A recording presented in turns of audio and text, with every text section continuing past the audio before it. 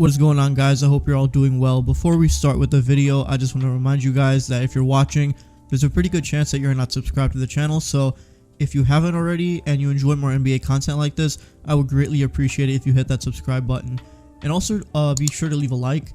It makes a big difference in helping this channel grow, and I would greatly appreciate it. So in today's video, I want to talk about the East versus the West, because this is a very interesting conversation, especially given the way that the season has started now. I feel like with the way the East has looked right now, and more people are saying this, because actually let's just take a step back first. Everyone knows that for decades now, the West has been the superior conference. Most of the championships, if you go the past like 20 years or so, you'll know that the West has won most of those championships, and only recently has the East had been somewhat competitive in these finals. You know, last year the Bucks won, the Raptors won a couple years ago, the Cavs won, but it has usually been a Western Conference domination of just the teams that are better, the playoffs that have more competition and more parity, and then they all do better in, you know, late rounds in the playoffs and the finals too. So the West has always been the better conference, but this season, on an early start, we're only like 15 games in. We still have a long way to go, right? But with the way everything has looked right now, the East has looked a lot better than the West. And there's a lot of different metrics you can look at, but even if you just watch, you know, you can just tell that the Eastern Conference right now, the teams, all 15, have a lot going for them compared to the Western Conference. You can look at things like the net rating, where most of the Eastern Conference teams are at the top compared to the West. Things like offenses and defenses, like the efficiencies, the East teams are better than the West. So just in general, it's so weird to think about the East being so much better. But then if you look at what happened in the offseason, it makes a ton of sense, right? Like, just look at the top 3 or 4 teams in the East, right? The Wizards are #1 in the East. And what did they do this offseason? They got rid of Russell Westbrook and got a haul in return that has actually worked out really well for them, right? Because Kyle Kuzma is playing really well. Kentavious Caldwell-Pope is playing really well. Montrezl Harrell is playing well. So by getting rid of Russell Westbrook, they got in a bunch of guys who are all playing really well right now. And the Wizards are #1 in the East. I know it's 15 games in, and I do not think they're going to finish the season after the all 82 games. I don't think they're going to be the first seed in the East, right? But still, they're a very good team so far. The Brooklyn Nets are #2, and the Bulls are #2 also. So, and it makes sense because of the offseason moves that they did too. So the East did a lot more this offseason than the West, because, I mean, just look at the West. What big moves did they do other than, you know, Westbrook going to the Lakers? I can't really think off the top of my head any significant changes that were made to any Western Conference teams. So I think because of that, the competition has really leveled out, and the East looks so much better. I mean, the East, if you watch the games, they're playing better against the West. I think they're above 500 against West teams for the first time in like years, I think even decades. So to have that, given the fact that we know that a lot of the star power, quote unquote, is in the West, like LeBron, Steph, Jokic, Kawhi, PG, Dame, like there's a lot of star power in the West. But in the East, it seems like there might not be as much star power other than like KD, Harden, Giannis, Jimmy maybe, but a lot of the teams are just so much better. Like, if you look at the standings right now, a lot of the Eastern Conference teams, I think you can argue all 15, have a shot at getting the 10 postseason spots. Like, all of these teams can make either the playoffs or the play-in. Like, that's crazy to think about. Like, the race to that final spots in April is going to be chaotic. We don't know how the seeding is going to end up, because we have some teams right now that are playing really well right now, but could drop all the way to the play-in. And we could have some teams that are off to slow starts pick it up later in the season and make it to the play-in or even the playoffs.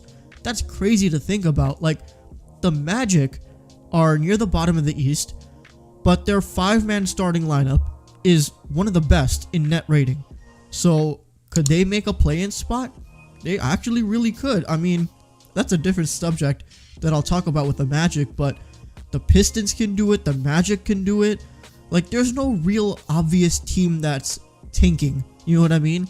Like, yeah, these teams aren't good, like the Pistons and the Magic. Like, they're not good teams, but they have some talent around them that could potentially get the 10th spot and make a play in, you know, get into the playing game.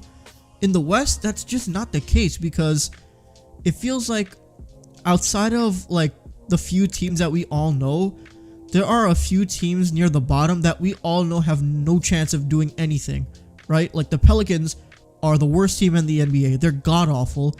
The Thunder, I like a lot of their pieces, but they're not a good team. The Kings, I mean, they could make a play-in spot, but I just don't see it happening. So there's a clear gap with the West, because if you just look at, you can think off the top of your head, okay, in the Western Conference, who are playoff teams?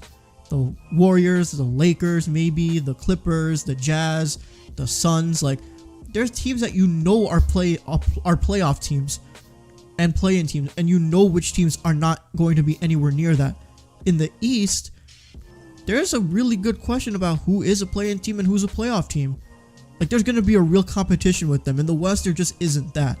So it's just really interesting, because growing up, for me at least, because I started watching basketball in 2008, and most years the West team has won. Like see, I started watching in 2008. In 2009 the Lakers won, then the Lakers again, and then the Mavericks, and then, you know, the Warriors won a bunch of times. Like, there's just, the West has just been better. There's no real other way to put it. The Spurs won one time also. Like, the West always was better to me, and the East only was interesting for those years because LeBron was there. Once LeBron left, it was like, okay, the East is terrible. There's no star power. All of these teams are bad. There's playoff teams that are below 500 and have like 30 wins, and they're still making the playoffs. Like, that's not the case anymore. There's a good chance that a team is gonna win 42 games, which is above 500, but they might not even make the play-in. Like, they might get the 11th seed. That's very possible with the way the East looks right now. It's super competitive, it's fun, and it's gonna be a chaotic ride to determine who gets those spots and where the order lands. It's gonna be a lot of fun. I can't wait to see how that ends up. Yeah, it's just so interesting. The West is the West is not in a great spot right now. I mean, the Warriors are dominating everything, right? But outside of that, all of the teams are kind of struggling. You know what I mean? Like, the Lakers don't look good. The Nuggets are not that great. They have injury problems. The Jazz are off to a slow start. Like, other than the Warriors, everyone else is kind of struggling a little bit. In the East, there are some teams that are struggling also, but there's a lot more teams that have come out of nowhere being really good, right? Like the Wizards and the Bulls. So that's another dynamic that I'm really interested in seeing how that plays out. But yeah, if we want to talk about who's better, the East or the West, I think you would have to say the East right now, just off of the way the teams are and the parity that's there right now. So if you're a diehard basketball fan, the parity is great, right? Because you don't know who's going to win. That's fun for us. So yeah, that's going to be very interesting to see how that plays out as the season goes on. We have a long way to go, but so far it looks really interesting, to say the least. But yeah, alright, I think I'm going to wrap it up here. Thank you guys so much for watching this video. If you did enjoy, please be sure to leave a like, and also comment down below your thoughts on the Eastern Conference and whether or not you think the East is better, or do you still think the West is still the superior conference. Be sure to let me know. And if you haven't already, please be sure to hit that subscribe button for more NBA content like this.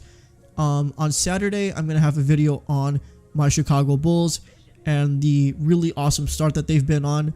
I've been wanting to make this video, and I'm so glad that I get to do it. So be on the lookout for that on Saturday. But yeah, that's basically it. Thank you guys, as always, for your continuous support, and I will see you guys in the next one. Peace.